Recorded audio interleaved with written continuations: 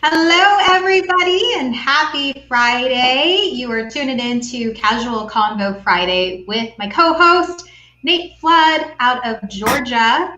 And smile, Hello. Nate. How y'all doing? And then we've got my twin, Tisha Hammond. She's out of Detroit, Michigan. And we met through LinkedIn. And I have a feeling, Tisha, you sought me out because we have the same name. Am I right? Yes, yes. I mean, why not? It's an easy way to get to know somebody. It's a cool name, conversation breaker, icebreaker, and you're just really cool. It worked out. Yeah, likewise. I feel the same way about you. So I finally know someone in Detroit, Michigan. I never knew anyone out of Detroit, Michigan or out of Rome, Georgia, and now I know both. So great Yeah. thing having Casual Convo Friday and being able to expand our networks and get to know each other a little bit better. And we have Tisha jumping in our hot seat today. We do this every single Friday for a half hour, 10:30 AZ time, 1:30 Eastern time. And Tisha is the small business cheerleader. Love that. I love your title. I love that you're there to just push people along too. Yeah. And then Nate, of course, with Hexalinks. And let's get this going. So today we're going to be talking about growth. And especially now, I think a lot of us are in this challenge of how are we supposed to grow a business when I feel like we're at a complete standstill given COVID-19. I myself was just telling everybody here that I feel like I'm in the Truman Show. I don't know how many of you feel like you're in the Truman Show, but I feel like every morning I get up and I do the exact same thing. There's always a pile of dishes. There's always some laundry to be done. The kids have to get going. And it's like a repeat of the day before. So I'm going to turn it over to Tisha, and Nate and I will jump in. But Tisha, what are you finding for people who are like, how do I grow my business given the current circumstance? What are some tips that you can share with our viewers today? And if you have comments or if you have questions for either of us, you can use the chat line to send those and we'll address them right here live. All right. So the thing that people seem to have been really tuned into and making an easy pivot toward is online networking, right? So this is the time, if you have the time. Some people are essential workers, do have to leave their home and don't have what may be like a luxury of time right now. But this online networking is a pretty easy fix in the interim so that your business doesn't stall.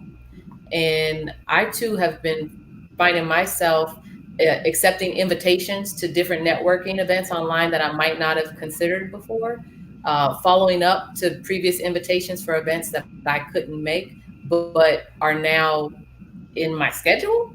And definitely, I'm inviting more people to different networks. So, by all means, LinkedIn is one network, right? And then there's a Mm-hmm. whole different audience on Facebook, and tons of groups in each of those, and of course, different live streams going on. Just being able to invite someone every day to check out something that I'm doing, or maybe I can't make it, might be more beneficial for them. That's that is an excellent thing to get involved in as much as you can each week. There are a ton of digital summits going on too. In fact, I think I am in probably 3 summits going on. And I know, Tisha, you do a lot of speaking as well. So that's a really great way to continue growing your network of letting people know that you're open to that opportunity. Like, yes, if you need someone to come in and share or inspire or share some different messages around business, then by all means. So another great way to keep plugged in and keep getting your brand out there. I know that when we're in times like this, I think people tend to just stop all marketing altogether and go into their binge days, or maybe that's just me. But I think that this is important to mention, that this is not the time to just like cease everything that you're doing. In fact, you need to step up your game so that you're memorable. And it's why I'm always sharing that this is why you need to be keeping your brand out there. So you're doing a great job of that as well. And I have a question for you. You said that you retired at 41. I'm going into my 41st in September. I would love to know your secret. How on earth did you retire at 41? And from what? What did you do? Okay, so if you can imagine me, Tisha, I was in a uniform with a badge and a gun. Can you see that? I was, I was a I'm just uniformed kidding. law enforcement officer protecting our borders at home and abroad. And those are stories that I can't really share with people, right? But what I can share is what happened when I came out of uniform and got into a different career that established a little bit more normalcy in my schedule and in my home life. And that was working in the area of civil rights advocacy. And so I spent a nice amount of time just advocating for civil rights, right? Which is something that still has to happen in 2020. So after literally years of prayer and conversations and these epiphany moments and having just deep discussions with my husband, our family, our financial planner, situations and circumstances arose where on April 3rd of 2018, I was able to tell my employer, thank you for this 21-year career that I've had. You have been good to me. I have been excellent to you. But this is a chapter that has to close. I have to turn this page. I have to start something new. And literally, my supervisor was a woman who believed in God. And I told her very easily, I know that you won't find me crazy for leaving this six-figure salary so easily. But literally, if it were not for the support of my husband and our faith community and our financial planner, our household shoring me up, um, I might not be able to claim that I retired at 41, but I retired at 41 to work for myself full time and turn around and make that employer my customer. I didn't want to stop doing the job. It's great work, and there's still a need for it. I went into federal contracting and am able to do that work on my terms in the workload that I can manage successfully and still get to develop small businesses for others because now I have the expertise in doing it on my own. That's good. 40 years old. That wasn't that long ago. That was in 2018. 2018. I want to say the thing that you said about, I'm going to use this. Nate, I think we should all use this. You were good to me, but I was excellent to you. Oh, okay, there's your soundbite right there. Right there you go. I just need to say that. It's true. It's true. There's nothing wrong with that. Got So to tell the you truth. did, Especially free. yeah. So you did contracting abroad. Is that what you said? No, what I did abroad was protecting our homeland. I was a federal employee in Okay. uniform doing those things. And now outside of uniform on the other side of being in the government, now having the government work for me, I do contracting now for equal employment opportunity, civil rights, looking for contracts for just being a speaker and educator. We can break down NAICS codes and stuff like that. But that is one big component of how I make my income. And it's been good to me. Well, that's good. That's great. So during this time, like, right, what do you suggest is the main thing that you're talking about growth mindset and stuff earlier. What are the main things that you feel like people are looking for in terms of when you're marketing yourself, right? Like not so much what you can do, but like what do you feel grabs people's attention when you're doing your marketing, when you're doing videos, when you're reaching out to people and things like that. What are you looking to do for them to grab their attention? Well, a couple things. I'm looking to be relatable. That's always Relate, right? People relate to stories. They relate to people that they think they like, that give off good impressions, that hopefully are enthusiastic and energizing and happy and cheerful. I mean, I have some sad stories to tell, but on the other side of that, there's always a good ending in a story that I tell, because that's been my experience. These things that we're going through now are hopefully literally just temporary, and that they're staging us for something better when the doors to the show open again, right? So Yeah. when people are looking, how do I market myself? How do I keep my name relevant? How do I stay memorable, as Tisha said? Then here's one thing that I would suggest. I think a lot of times where entrepreneurs, solopreneurs get caught up in is how they value their time. and how they price things, and how we sometimes feel guilty about charging people money for our services. Oh my gosh, why would we want to grow a business ourselves? And I'm only telling you this because I felt that way. Like, oh, why would they want to buy a service from me? People want to buy products. That's true. People also want to spend money with who they believe in and who they can align with. So if people take this time to value their time and really assess, what is my hourly rate? What should I really be charging for that service or that product or those packages that I'm offering? And this would be the time to do it. I came across, it must have been a Facebook post, something like that in 2019, of a gentleman who said he charges $500 for a cup of coffee. If you want his time, because we are really good at having coffee chats and things like that, and that works well. He said if you want one with him, he charges $500. When he said that, blew my mind. I never thought charge money for someone to sit down and talk to me. I had considered that getting to know somebody or even mentoring in some ways. And then you pick up at some point in those kind of conversations where people are not just trying to get mentoring, they're not just trying to get to know you, they're trying to get your advice, they're trying to get your suggestions, they're trying to absorb your expertise at no cost. And in some instances, that's perfectly fine to do, right? In other instances, though, when you're in business, you have got to have a profit first mentality. You've probably read the book Profit First, right? Okay. I didn't have to read the book. I saw the cover and realized I didn't have that. I was going on this faith-based, I'm going to trust God for my income and my expenses. And there's nothing wrong with that either. What I did, though, after a friend, Arian Hargrove, introduced me to that book, I turned my business model into what I call a faith-based profit first mindset for entrepreneurs.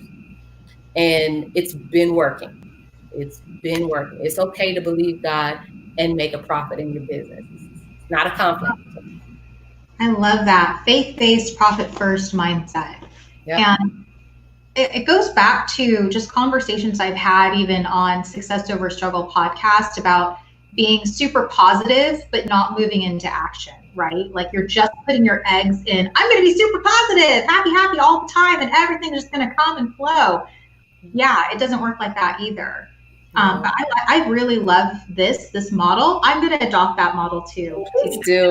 Well, and I think all of us. So Trisha, Karen, Nat, everybody that's watching right now, this is a really great model to start adopting because you have worked so hard, so long for that knowledge and that expertise that you shouldn't be giving it away. And I think people will value you so much more because you're like, I don't give that for free. Like that is my intellectual property. That's my expertise. That's years and years of what I've gone through.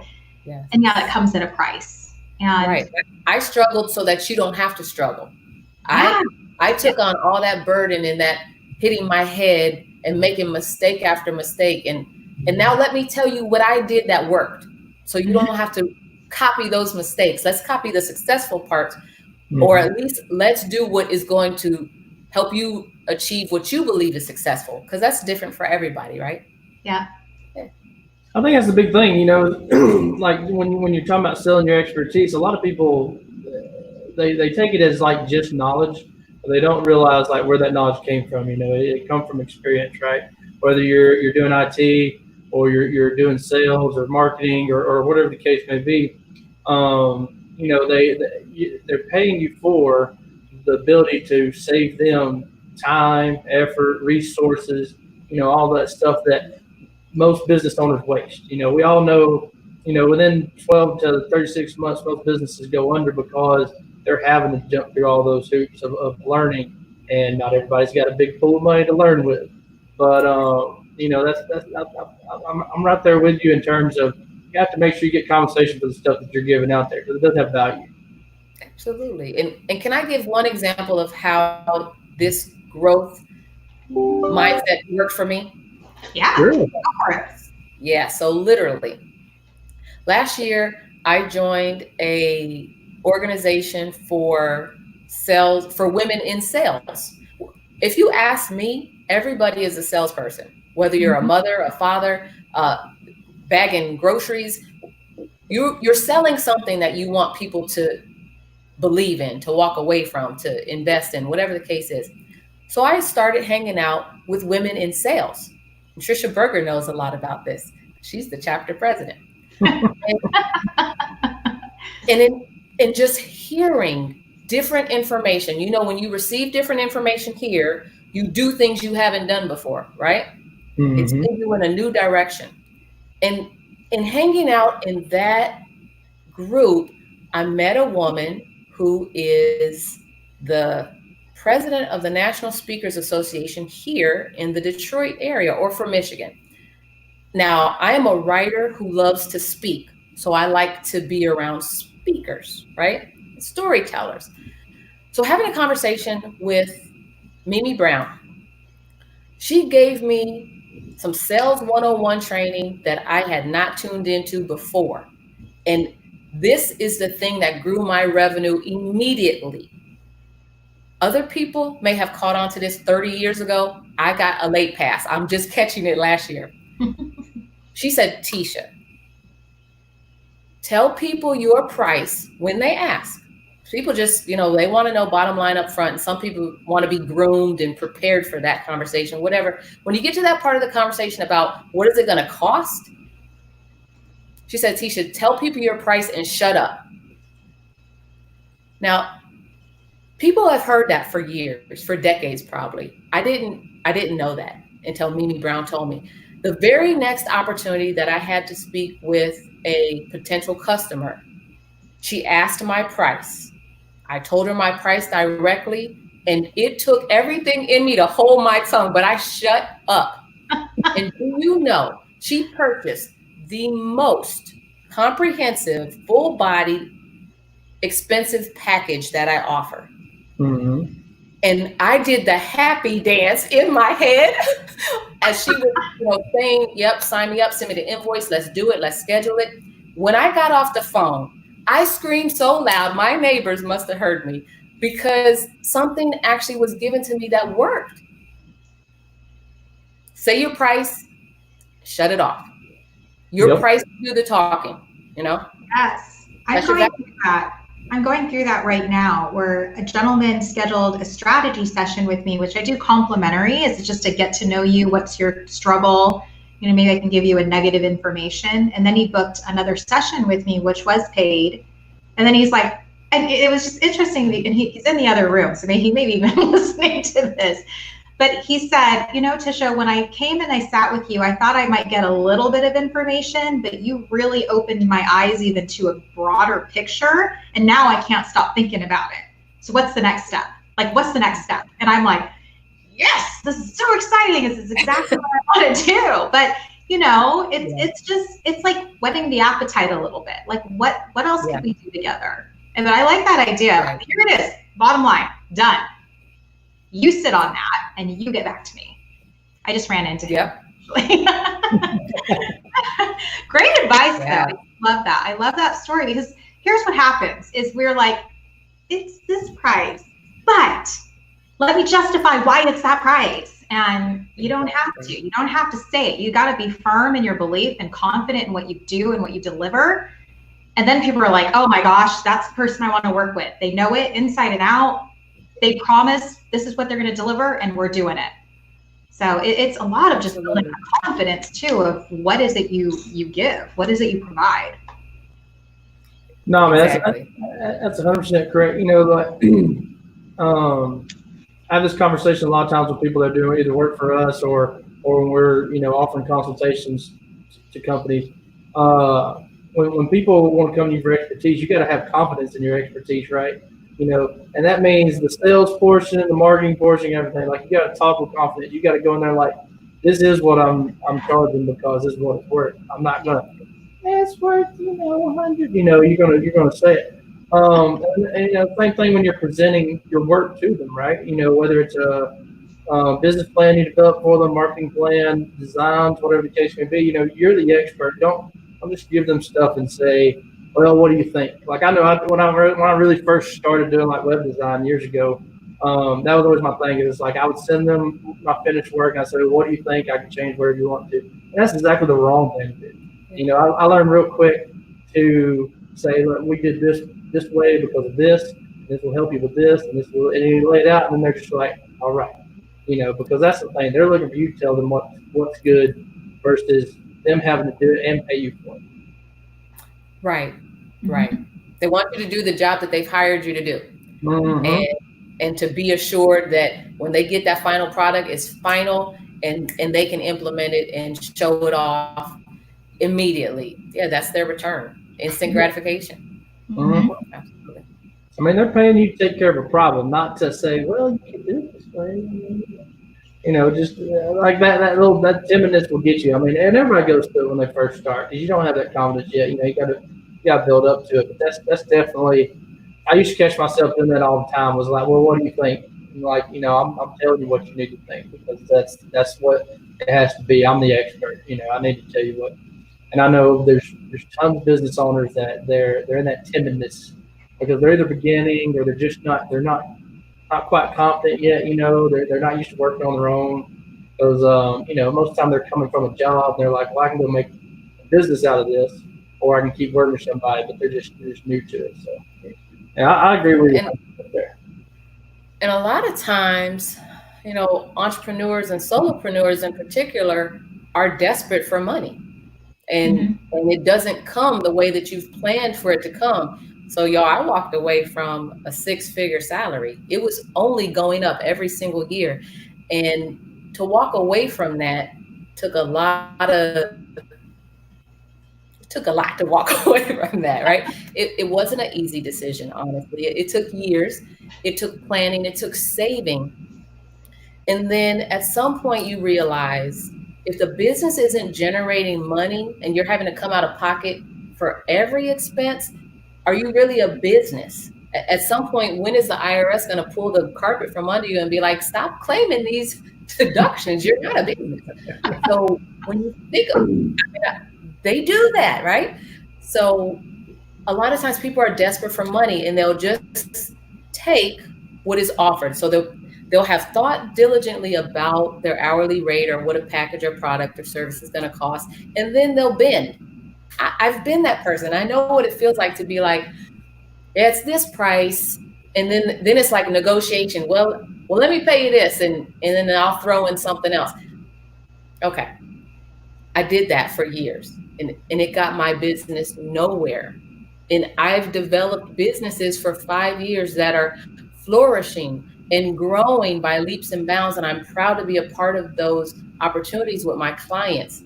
At the same time, I got to take pride in my business. I got to take pride in the name and the reputation of Tisha Hammond, Ascent Small Business Promotion, or Tisha Hammond Inc. one day, or whatever it's going to evolve into.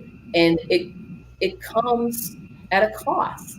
And it was 2019 when I made that decision that I'm sticking to this price point. I'm sticking to this price point. And you might lose prospects. You might gain the clients you've been trying to find out this whole time though, you know? And literally everybody can't be my client anyway. I'm not the perfect match for everybody's growing business, and that's fine too. And that's where networking comes in handy. I can meet 30 other business consultants today. We are not in competition with one another. No. My competitions are motivational speakers who are selling 30,000 books a day, right? Business consultants are not my competition. I am happy to refer, or if I'm not a good fit for somebody, but I recognize I have a relationship with someone else who does what I do or has a service that they need, hey, let me put you in their hands. Mm-hmm. I've vetted them. I trust them. I've done business with them. I'm not going to keep them a secret. So while we're out here networking, I hope it's not just to get a growing email list or to say we have numbers of people following us. I'm hoping it's because it's really going to benefit someone else in our network. Can I say something on that too? And I'm just going to chime in with Nat. Nat, you were saying that, yeah, sometimes you're just going to need to walk away if a client isn't a good fit. But I've talked to Nat about this a lot of times too, that when you're growing your network, not to hold your network hostage. because I believe that, hey, if I'm going to connect all sorts of cool people, somehow that's going to come back to me because I show that I care about making the right introductions. And the greatest gift I see is when people are off doing magic together, and I'm like, I connected those two people. That's amazing. I love it, and it helps you. People remember that all the time. So if you're in this whole, I'm only going to give you that connection if you turn around and give me something, oh, okay, we've got something to say. That's like this total wrong mentality.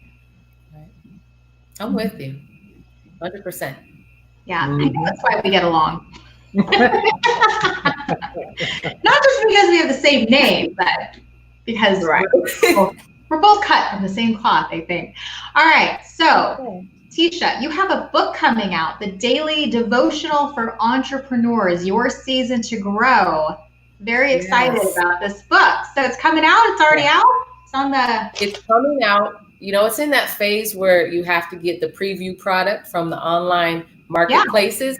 And you got to make sure that it's what you want the people to see. So it's in that phase. So I am expecting that by early next week, I'll be able to give the release date. There are virtual book release parties being planned as we speak. Nice. You'll see me all over the place. And what better time? So here's a interesting story that I think authors can relate to. Tisha, you're an author. You have an excellent book. If people haven't purchased your book by now, I'm hoping that you provide the link in the chat if that's what you do, so they'll know what you've written. It is amazing. Look at page 88, y'all. That's all I'm gonna say. What's on page 88? They have to buy the book. She's doing some awful good selling for you. She did. You and my friend Desiree should team up because she's like, if you have not listened to Tisha's Audible, listen to it. See? Yes. And that's where your squad comes in. Every cheerleader needs a cheerleader. Yeah. Right. And having more than one is great. And all of these kudos and recognition, it all comes back every time. It all comes back to you. Shining the spotlight on others always comes back to you. That's my motto. I agree. Yep. I agree. With this book, Daily Devotional for Entrepreneurs, Your Season to Grow, it was supposed to come out in December. Right? That's when I planned for it to come out. There's a part of the book that says, though, we plan, God laughs. Didn't come out in December. Okay, great. I will push this out in March for the spring solstice. Great. Well, March came and it didn't come out.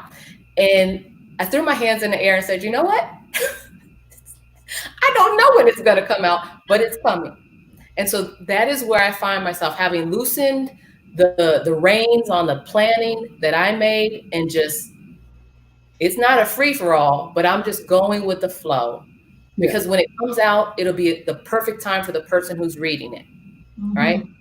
And that's where I'm at. So I am hoping to announce the release date by early next week.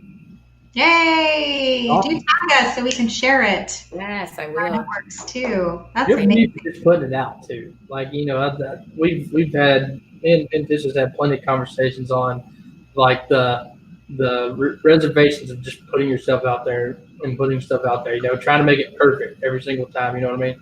Yeah. Obviously you want to make it good, but it's just, sometimes you just got to say, you know what, here we go. How many bestsellers, if you look closely, how many bestsellers have you read that have typos and words out of order and just blatant mistakes? And you don't have to be the best writer. You have to be the bestseller. Yeah. So my goal is to go bestseller in the first hour.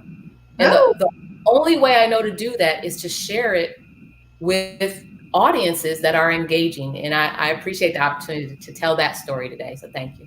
Sure. Good. Absolutely. Okay. I have one more question. I know we're running a little short on time, but I just wanted to ask you about this question. You said you get up through your LinkedIn engagement, you're able to make sales that way. And I think there are a lot of people that maybe don't know that you can use LinkedIn or other platforms for sales, for your business, to grow your business. So is there a tip that you want to share with people on how you've been able to do that? Yeah. So in one vein, I've actually been paid by LinkedIn. Nice. Which I am a total fan of. Tisha, you've known me for years. Mm-hmm. You know that when I say I loved LinkedIn, that I drank the LinkedIn Kool-Aid. I drank it, and I keep drinking it. And when I got my first contract, maybe 3 months after I started using LinkedIn for my business and not my personal needs, then LinkedIn and I became really close. And so literally my story is 2015, I opened my business up and I start telling people about it on LinkedIn. That's where I felt most comfortable. I wasn't a fan of other platforms at that time. As a business owner, I am now a fan of them, but initially it was just LinkedIn. And so I put my information out there. This is what I do. This is what I offer.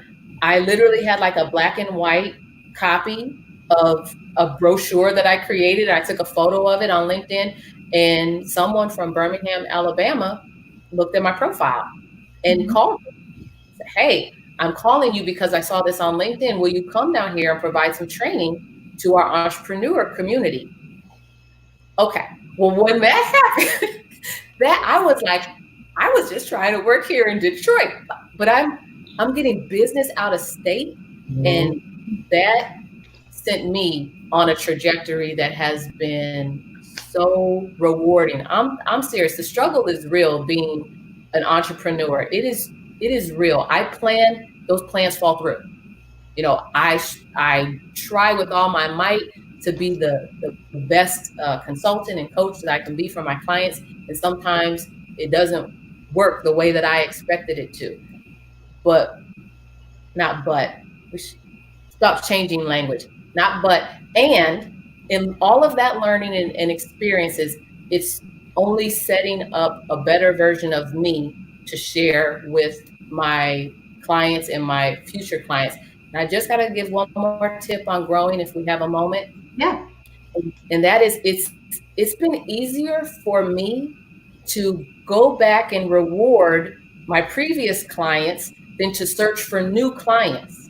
So offering incentives and rewarding and accommodating those who have already done business with you and have treated you well, that has really been my wheelhouse lately, of helping to open second businesses for existing clients where we opened their first business, or watching clients grow from a for-profit organization and now they want to open a nonprofit organization because that's really where their heart is at. And so those repeat client business have been a blessing, and I in turn doing my best to be a blessing to those individuals and their organizations. It's awesome. Sounds good to me. Yeah. All right. Well, we are just after our half hour. Tisha, thank you so much for being a part of today's Casual Convo Friday and jumping in the hot seat with us, talking all about growth and having that growth mindset. Nate, always a pleasure. And thank you to everybody who tuned in live with us and who will tune into this broadcast replay. But I hope everybody has a great rest of your day and weekend, and we'll see you guys next Friday. Casual Convo Friday. All right. Thank y'all. Y'all have a good one. Bye, guys. Yeah.